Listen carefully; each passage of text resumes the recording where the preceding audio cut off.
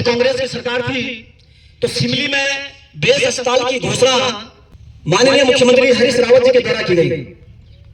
एक खुशी की लहर थी क्योंकि हमारा पूरा पहाड़ी क्षेत्र हर बार स्वास्थ्य समस्याओं से जूझता आ रहा है। उत्तराखंड बनने से भी पहले हमारी वही स्थिति थी और आज उत्तराखंड बनने के 24 साल बाद भी स्वास्थ्य सुविधाओं में जिस तरीके से तेजी आनी चाहिए थी वो तेजी आज तक भी नहीं आ पाई। और एक बड़ी खुशी की लहर आई कि हमारे शिमली में जो कि जनपद का केंद्र बिंदु है, हमारे जनपद में 9 ब्लॉक हैं और 9 ब्लॉकों का केंद्र बिंदु और मैं समझता हूँ कि पौड़ी, रुद्रप्रयाग, अल्मोड़ा और बागेश्वर की जो सीमाएं हैं वो सीमाएं हमारे चमोली से लगी हुई है। तो पूरा भरपूर फायदा उस बेस अस्पताल का हमारे क्षेत्र के लोगों को मिलता, हमारा पूरा क्षेत्र जो ये सराउंडिंग एरिया उसका डेवलपमेंट होता। लेकिन एक निराशाजनक खबर 2014 में जब हमारे संरक्षक महोदय के द्वारा सूचना अधिकार लगाया गया तब हमको ये सूचना प्राप्त हुई कि ये बेस अस्पताल न रह करके महिला बेस अस्पताल किया गया, जिसकी जानकारी हमारे पूरे क्षेत्र को नहीं मिली। सूचना अधिकार के माध्यम से हमें प्राप्त हुई और जब इसका निर्माण कार्य प्रारंभ हुआ उसके बाद आज हम यहाँ पर देखते हैं कि अब इसमें इसको उप जिला चिकित्सालय का दर्जा दिया गया जो कि 7 किलोमीटर दूरी कर्णप्रयाग में स्थित है। अब सरकार की आप मंशा देखिए, हमारे पूरे क्षेत्र के साथ छलावा करने का कार्य सरकारों ने बारी बारी से करते रहे और हम लोग आपने देखा होगा तमाम इसमें कितने भी ऐसे लोग मौजूद होंगे जब हमने पिछले कई बार आंदोलन किए। मैं नहीं समझता कि हमको आज गिनती याद नहीं है कि हमने कितने बार धरना किया, कितने बार हमने विधायकों का घेराव किया, कितने बार हमने तहसील का घेराव किया, कितनी ही बार हम देहरादून मुख्यमंत्री के पास गए, लेकिन परिणाम आज केवल एक बिल्डिंग जिसका खर्चा लगभग 20 करोड़ रुपया आज तक आ चुका है। लेकिन अगर स्वास्थ्य सुविधाओं की बात करें तो आज भी स्वास्थ्य सुविधाएं बद से बदतर हो चुकी हैं। इसलिए हमने आज एक डिसीजन लिया है कि हम अपने पूरे क्षेत्र में इस अस्पताल में हो रही अव्यवस्थाओं को लेकर प्रत्येक व्यक्ति तक ये बात जानी चाहिए कि ये बेस अस्पताल यदि यहाँ पर बन रहा है तो इसका लाभ भी हमारी मातृशक्ति को, हमारे युवाओं को, हमारे बुजुर्गों को इसका लाभ मिलना चाहिए, ना कि केवल बिल्डिंग बनाने से सरकार अपनी वाहवाही बांटे। तो इसके लिए मैं आपको बता देना चाहता हूं, आज उस अस्पताल की स्थिति ऐसी है कि वहां पर एक सर्जन तैनात है, जनरल सर्जन, लेकिन आप जब वहां पर जाएंगे तो सर्जन के पास कोई भी ऐसी सामग्री, कोई ऐसी भी जो सर्जरी के लिए जो वस्तुएं चाहिए वो वहां पर उपलब्ध नहीं है। आखिर उस सर्जन को 3.5 लाख रुपए का आपने आउटसोर्स से उसको आपने वहां पर मंगाया है, तो 3.5 लाख रुपया हमारी जेब से ही जा रहा है। आज 2 साल पूरे हो गए, आप पता करिए उन सर्जन ने एक भी वहां पर सर्जरी नहीं की। ये दुर्भाग्यपूर्ण विषय है। हड्डी के डॉक्टर वहां पर बैठे हैं लेकिन उनके पास यदि कोई फ्रैक्चर हो जाता है, यदि किसी का माइनर ऑपरेशन करना पड़ता है, आज भी वहां पर सर्जन के लिए वहां पर कोई भी ऐसी सामग्री नहीं है जिससे वो उसका ऑपरेशन कर पाए। आज वहां पर जितने भी स्टाफ वहां पर अपॉइंट है, वहां के अध्यक्ष को भी ये पता नहीं है जो मेरा स्टाफ है वो आखिर है कहां।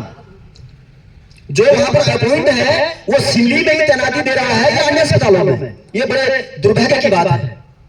आज आपने देखा होगा जब पिछली बार हमने आंदोलन किया उसके बाद 14 नर्सिंग स्टाफों की वहां पर भर्ती होती है, लेकिन आप बताइए कि नर्सिंग स्टाफ का वहां पर भला क्या काम है जब तक वहां पर कोई स्त्री रोग विशेषज्ञ नहीं बैठा, जब तक वहां पर सर्जरी नहीं होती है, तो भला वहां पर 14 नर्सिंग स्टाफ का क्या काम है। एक नर्सिंग स्टाफ का वेतन कितना होता है आप सब समझते हैं। इस तरीके से हमारे धन का दुरुपयोग सरकार सिर्फ इसलिए कर रही है कि जनता के बीच ये आवाज जाए कि हमने शिमली में इतने स्टाफ की भर्ती कर दी लेकिन हमको भर्ती नहीं चाहिए, हमको इलाज चाहिए। आज तक हमारी एक मांग थी कि वहां पर डीडीओ कोड रजिस्टर्ड होना चाहिए। जिस अस्पताल का डीडीओ कोड रजिस्टर्ड नहीं होगा उस अस्पताल को कोई अधिकार नहीं होता है कि उसको जो उपयोगी वस्तुएं वहां चाहिए वो उसे खरीद सके। वहां पर एक प्रॉपर एक अधीक्षक वहां पर नहीं बैठा हुआ है। किसी भी तरीके की कोई भी व्यवस्थाएं यदि आप अभी भी वहां पर जाएंगे तो वहां पर आपको 14-15 का स्टाफ दिखेगा लेकिन कोई भी कार्यरत नहीं है। अल्ट्रासाउंड मशीन सरकार ने तो दे दी लेकिन केवल सोमवार और मंगल बुधवार को केवल वहां पर एक्सरे वाला पोखरी से आता है। लेकिन भाई अगर मंगल के बाद बृहस्पति शुक्र शनि इतवार को अगर किसी को चोट लग जाएगी तो वो क्या कहां जाएगा, ये चिंता का विषय है। सरकार ने वहां पर अल्ट्रासाउंड मशीन भेज दी, 2 सालों से उसको चलाने वाला कोई नहीं है। वहां पर ऑक्सीजन प्लांट बना हुआ है लेकिन वो चालू हालत में है या नहीं है इसकी कोई जिम्मेदारी नहीं है। 48 बेड का ये सिमली का अस्पताल जिसको इन्होंने बेस से हटा करके महिला बेस चिकित्सालय बना दिया है, आप इनसे पूछिए कि महिलाओं का नाम दे करके क्या यहाँ पर कोई स्त्री रोग विशेषज्ञ क्या आपने यहाँ दिया? तो क्यों सरकार हमारे साथ बारी बारी से छलावा कर रही है? इस बात को आप तक पहुंचाना जरूरी था कि ताकि जब हमको आंदोलन की जरूरत पड़ेगी तो आपके माध्यम से आपके गांव गांव तक हर व्यक्ति तक जब ये आवाज जाएगी कि हमको जाना पड़ेगा, लड़ना पड़ेगा, ढूंढना पड़ेगा सरकार के साथ, तब जाकर के हमको ये व्यवस्थाएं हमारे ऊपर हमारे साथ उपलब्ध होंगी। और जब बिना आंदोलन के मैं समझता हूं कि आज की तारीख में हमारे छोटे से 13 जिलों के प्रदेश में आप देख रहे होंगे कि बिना आंदोलन के यहाँ कुछ भी संभव नहीं है। मैं खुद भारतीय जनता पार्टी का 2007 से कार्यकर्ता हूं, लेकिन मेरी प्राथमिकता पहले मेरा क्षेत्र है। यदि कल मेरे को मेरा निष्कासन यदि पार्टी कर देती है तो मुझे उसमें भी कोई शिकवा गिला नहीं है, जब तक सिमली का बेस अस्पताल का पूर्ण संचालन और हमारा हमको बेस अस्पताल नहीं मिल जाता तब तक हम ये आंदोलन जारी रखेंगे। हमारे नेगी जी के द्वारा आपके समक्ष प्रस्तुत किया गया है। मित्रों, समझने की बात है कि अगर किसी का नाम ही बार बार बदला जा रहा है, नाम नया नया लाया जा रहा है और काम कुछ भी न हो, तो निश्चित है कि जनता उत्पीड़ित होगी। वो तो अच्छा हुआ है कि जो आज तक जनता इतनी बैठी है, अब कुछ समझ में आ रहा है। बेस और बेस से महिला बेस और महिला बेस से उप चिकित्सालय और इतने में भी सुविधा कुछ नहीं है। हम यहीं पर सड़क पर रहते हैं, आए दिन लोग जो है कहते हैं कि साहब वहां तो हमें बाहर बैठा दिया और कुछ भी नहीं वहां हो रहा है। 20 करोड़ का जो है इन्वेस्टमेंट जहां पे हो गया हो, इतना बड़ा इंफ्रास्ट्रक्चर जो है जहां पर जो है होना चाहिए था, वहां आज एक विधिवत डॉक्टर नहीं है। आप जानते हैं कि बिना डीडीओ कोड के हम किसी को ये नहीं कह सकते हैं कि यहाँ पे कौन अपॉइंटमेंट है। व्यवस्थाओं पे भेजे जाते हैं, वो तो मूल रूप से वहां का है जहां से उसका वेतन निकलता होगा, वहां से व्यवस्था पर यहाँ पे भेजा जाता है। हम उनसे कुछ नहीं कह सकते, न पूछ सकते हैं। कितना बड़ा दुर्भाग्य है, कितने बड़े मुगालदे में जो है जनता को रखा जा रहा है। आज समय आ गया है मित्रों, हम सब लोग आज इस विषय पर एक हो जाएं। मैं निवेदन करना चाहूंगा कि यहाँ पर कोई भी किसी भी प्रकार की राजनीति का विषय न लाएं, न किसी को ये समझेंगे कि इसमें राजनीति कर रहा है। मेरा करबद्ध निवेदन होगा आप लोगों से, ये राजनीति का मंच नहीं है। ये हमारे उन दूर दराज के जो व्यक्ति पीड़ित हैं, दुखी हैं, बीमार हैं, उनका विषय है। वो जब वहां से और इस आशा के साथ यहाँ पे आते हैं कि बेस अस्पताल हमारे सिमली में खुला हुआ है, निश्चित रूप से मुझे वहां पर इलाज मिलेगा, और जब वो यहाँ पर से आकर के उसको निराशा होती है, कर्णप्रयाग जाता है, कर्णप्रयाग से निराशा होती है, श्रीनगर जाता है, और अंत तो उसको जो है कर्ज करके और लेकर के जो है देहरादून ही जाना पड़ता है। मुझे अपनी चिंता नहीं है, मुझे आप जैसे संभ्रांत जनता की चिंता नहीं है। हमारे पास 2 पैसे हैं, हम चाहें तो हम जा सकते हैं, देहरादून जाएंगे, दिल्ली जाएंगे, वहीं मरेंगे, पर इलाज हम लेके रहेंगे, हम ले सकते हैं, मैं कह रहा था। किंतु वो भाई जो घर का मजदूर है, जो घर का किसान है, जो जिसमें हमारी जनता वास करती है गांव में 75%, वो जनता आज भी जो है वहीं की वहीं पड़ी हुई है। उनके स्वास्थ्य का हम लोग सब ध्यान रखेंगे और सब एकजुट होकर के इस आंदोलन को इस समय चलाएंगे। हमने इस समय ठानी है कि हम इस प्रयास को अंतिम दौर तक पहुंचाएंगे, और नहीं तो हम प्राण देने को भी तैयार हैं, किंतु हम अब पीछे हटने वाले नहीं। ये अब आपड़ी है जिसको कहते हैं कि डू एंड डाई। हम मरने को तैयार हैं, मरने होने को तैयार हैं, किंतु हम अब पीछे मुड़ने को तैयार नहीं है। इससे ज्यादा हम अब बेवकूफ नहीं बन सकते हैं। एक शपथ हम लोगों को लेनी है। हम सब लोग अपने स्थान पर खड़े होंगे और अपना दाहिना हाथ जो है लंबा करेंगे, और उसमें मैं की जगह पे आप सब लोग अपना अपना नाम लेंगे। मैं भास्कर जी शपथ लेता हूँ कि बेस चिकित्सालय सिमली चमोली की पूर्ण बेस होने तक मैं संघर्ष समिति का तन मन और धन से साथ दूंगा। जय भारत, जय उत्तराखंड। था। इतनी सी बात है, हम सब लोगों ने एक संकल्प ले लिया है कि जब तक ये पूर्ण बेस, आपको मालूम है हमको बेस मिला था, हम पूर्ण बेस ही चाहेंगे। हमें महिला बेस की स्वीकृति नहीं है। गुरु भाई के मैंने पहली बार भी कहा था, महिला बेस होने के नाते भी हमारे तथाकथित जो, अब क्या बोलना, मुझे शासन के लोग हैं, उनको इतनी शर्म नहीं आई कि एक महिला चिकित्सक को यहाँ पे गायकोलॉजिस्ट या कोई महिला के नाम पर तो एक देते, बताइए है कुछ नहीं। और आज उप चिकित्सालय, जिला उप चिकित्सालय, क्या नॉर्म से जिला उप चिकित्सालय के होते हैं मुझे मालूम नहीं है। मैं यही जानता हूँ कि हमारे सिमली ने बेस के नॉर्म्स पूरे किए थे, उसमें जो है पार्टी आई थी, हमने जमीन दी है, रजिस्ट्री हुई है, उसके लिए पैसा स्वीकृत हुआ है, हर समय बेस था। और आज वो उप जिला, वो बहुत बड़ी चीज होगी, मैं नहीं जानता हूँ, वो बेस से भी बड़ा हो सकता है। कोई मुझे ये कहिए कि साहब आप क्या जानते हैं उप चिकित्सालय के बारे में, नहीं जानता हूँ, पर मैं जानता हूँ कि बेस मिला था, ये बेस ही रहना चाहिए। और हम बेस जब तक नहीं मिलेगा तब तक ही जो है आंदोलन रहेगा।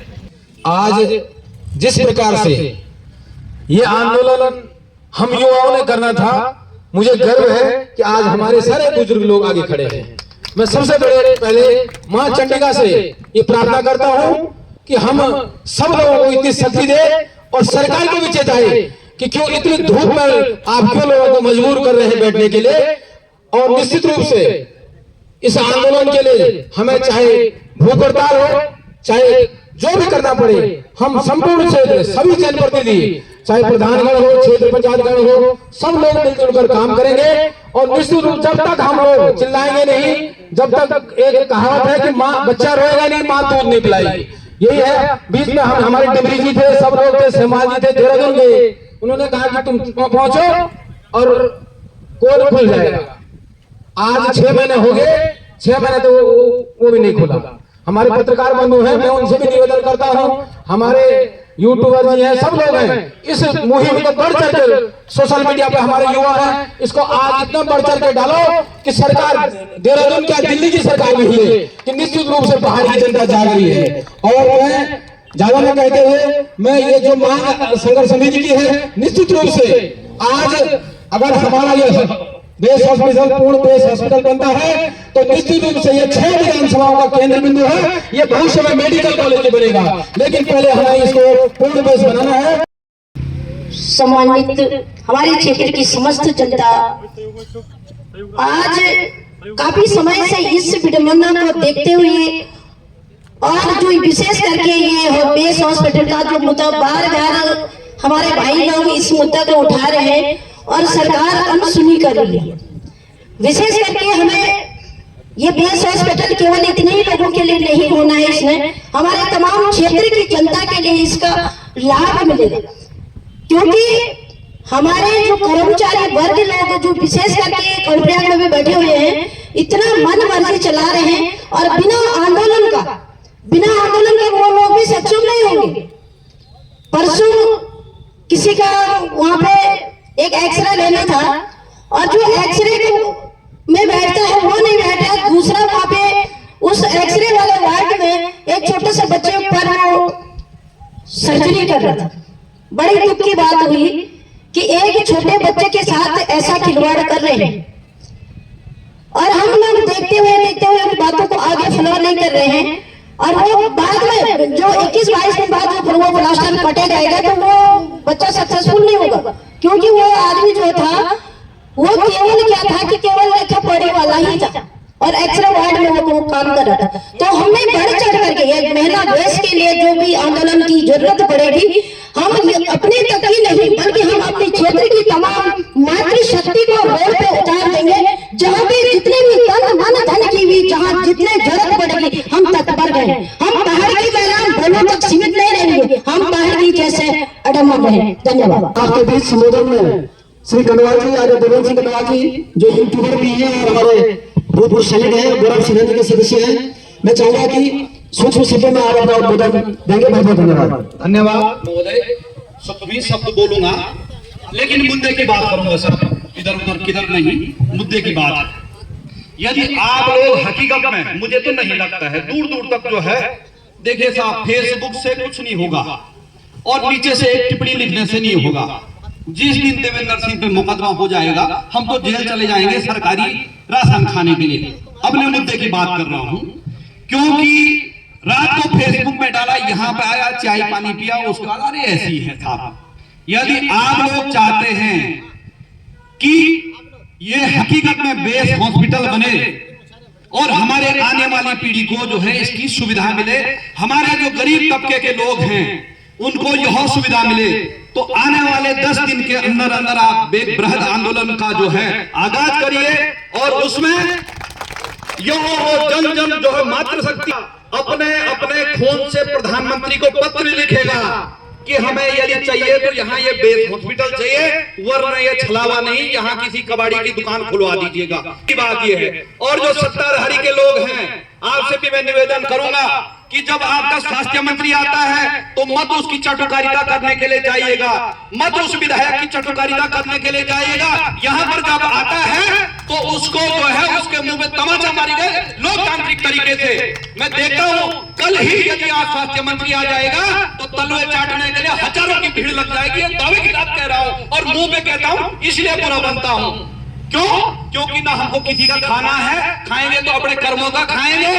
और यदि आप लोगों में चाहे सत्ताधारी जो है पार्टी के लोग हैं, आप ये कहिएगा अपने जो आपके प्रदेश अध्यक्ष हैं कि हम इतने कार्यकर्ता जो है यदि यहाँ मांग पूरी नहीं होती तो हम इस पार्टी को छोड़ देंगे। आप हमें नहीं निकालेंगे, आपको निकालने से पहले हम पार्टी छोड़ देंगे, चाहे वो क्यों भी राष्ट्रीय पार्टी हो, चाहे कांग्रेस हो, भारतीय जनता पार्टी हो, अन्य अन्य दल है। यदि तुमने उस पर चिपका रहना है तो मान्यवर आज हम आगे हैं तो भेड़िया आ गया वाली कहानी हम तो करता, यहाँ 10 आदमी भी नहीं आएंगे और जो आएंगे वो यहाँ पे खा पी के चले जाएंगे।